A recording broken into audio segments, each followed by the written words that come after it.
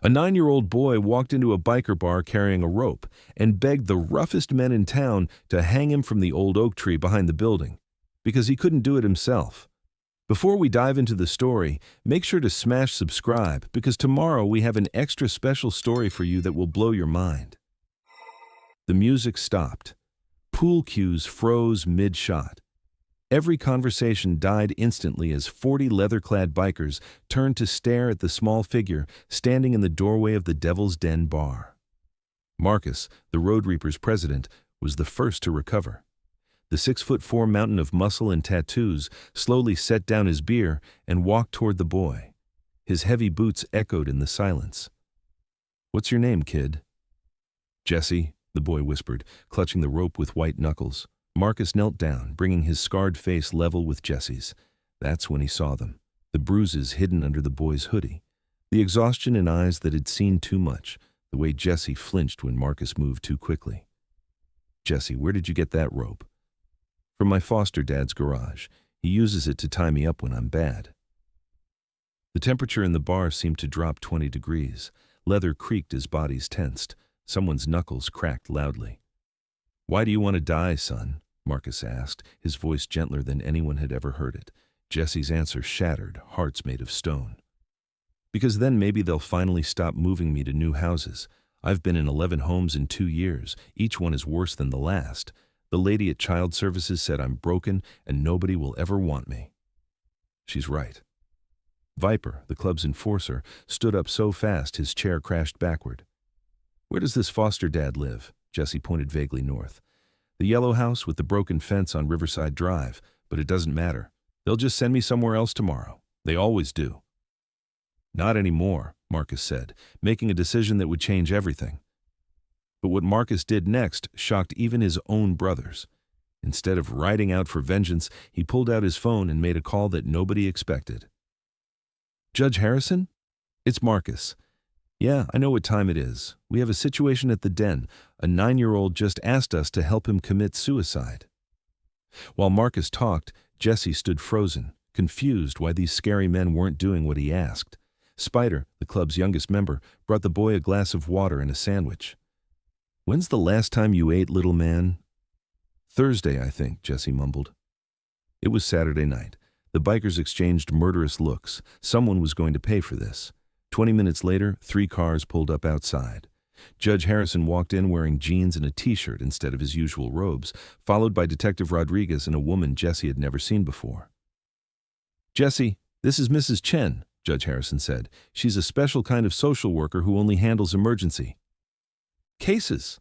Mrs. Chen sat down next to Jesse. "I've been reviewing your file on the way here. 11 placements in 2 years is unacceptable. Someone has been failing you badly." "Everyone fails me," Jesse said matter-of-factly.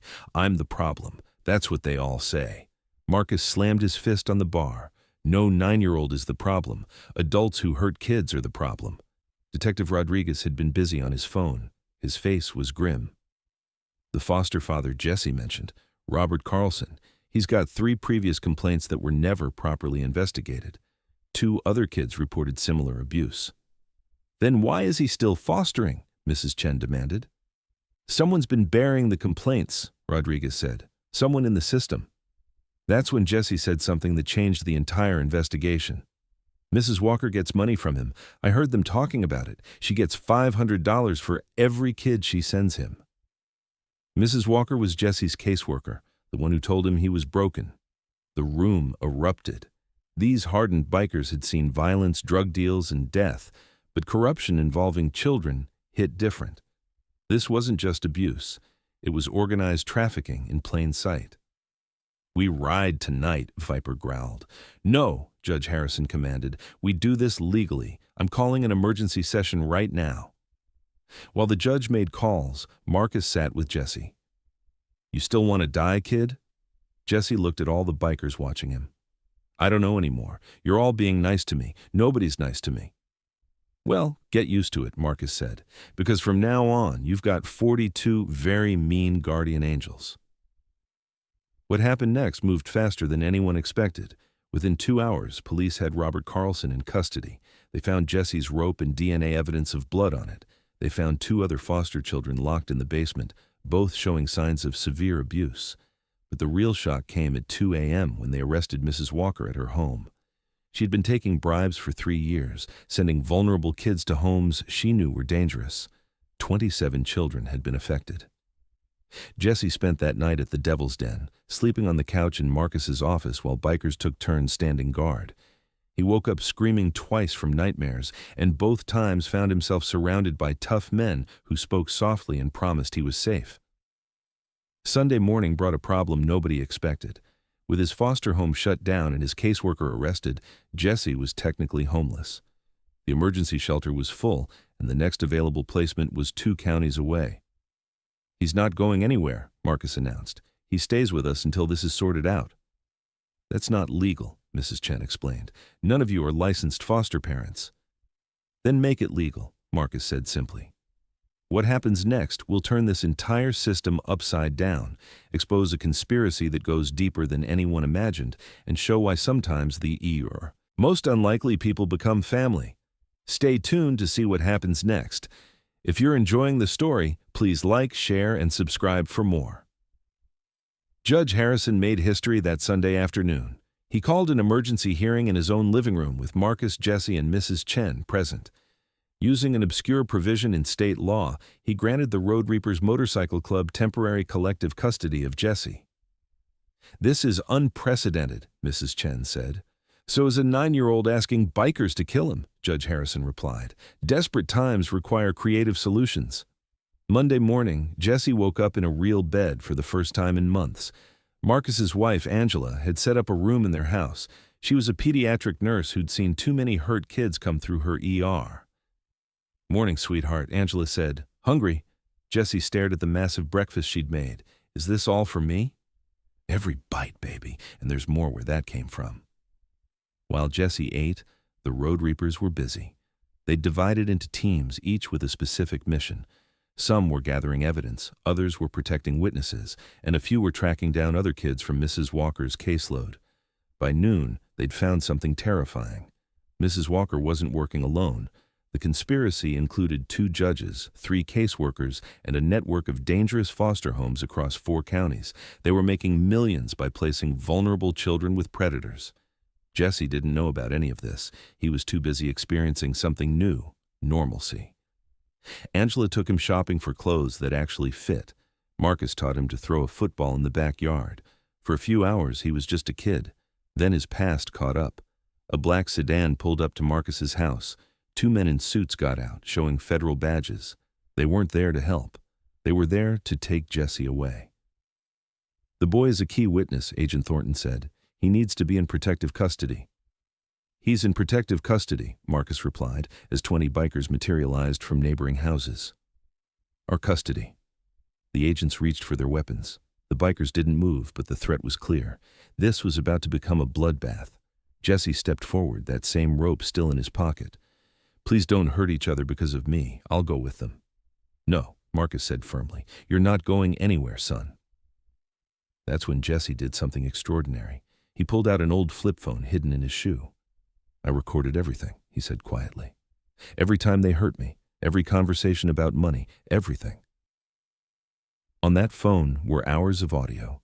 Foster parents discussing payments, Mrs. Walker explaining which kids to send where, even a judge talking about covering up complaints. Jesse had been building a case without knowing it, just trying to understand why everyone kept hurting him. Agent Thornton's entire demeanor changed. "You've been recording for 2 years?" Jesse nodded. "I wanted to know why nobody loved me. I thought if I listened enough, I'd figure out what was wrong with me." Angela pulled Jesse into a fierce hug. "Nothing is wrong with you, baby. Nothing at all." The federal agents made calls. Within an hour, the FBI's Crimes Against Children unit had taken over the investigation. Jesse's recordings were the evidence they'd been searching for to crack a multi-state trafficking ring. But Jesse was falling apart. The trauma of reliving those recordings, of hearing his own voice begging for help that never came, was too much. He locked himself in the bathroom with that rope again. Marcus kicked down the door just in time. He found Jesse on the floor, sobbing so hard he couldn't breathe. The 9-year-old warrior who'd survived 11 homes finally broke. "I just wanted someone to love me," Jesse wailed. "Why doesn't anyone ever love me?" Marcus did something then that would have shocked anyone who only knew his reputation.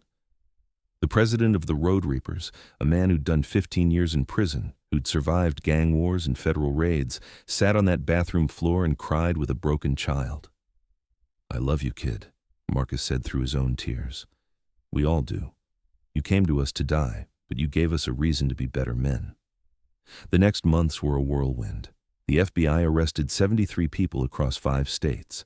The foster care system in 4 counties was completely rebuilt. Jesse testified via video link, surrounded by bikers who'd become his family. But the real victory was smaller and more personal.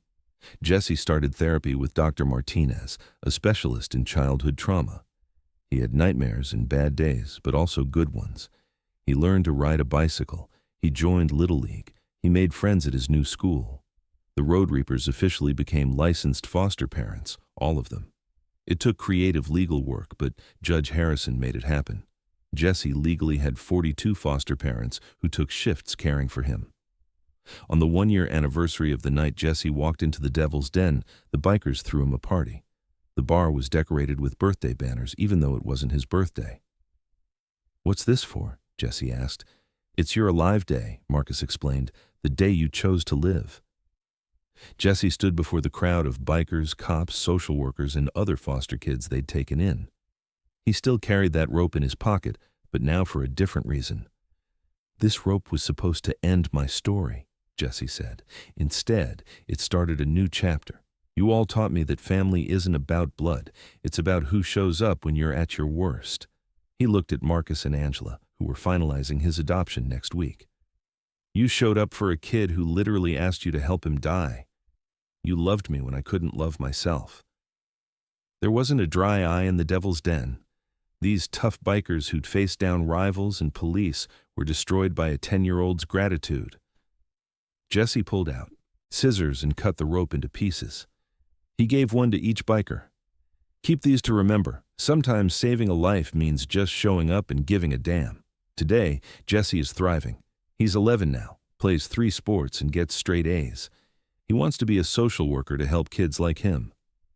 The Road Reapers have fostered 17 children and counting. They've partnered with child services to create a new model of community care. Marcus keeps his piece of rope on his keychain. When people ask about it, he tells them about the night a 9-year-old boy taught 42 bikers what real strength looks like. Sometimes the smallest voices carry the most important messages. Jesse walked into that bar ready to die. Instead, he started a revolution that saved hundreds of children, all because some unlikely heroes decided that no child should ever feel that alone. Love doesn't always look like what we expect.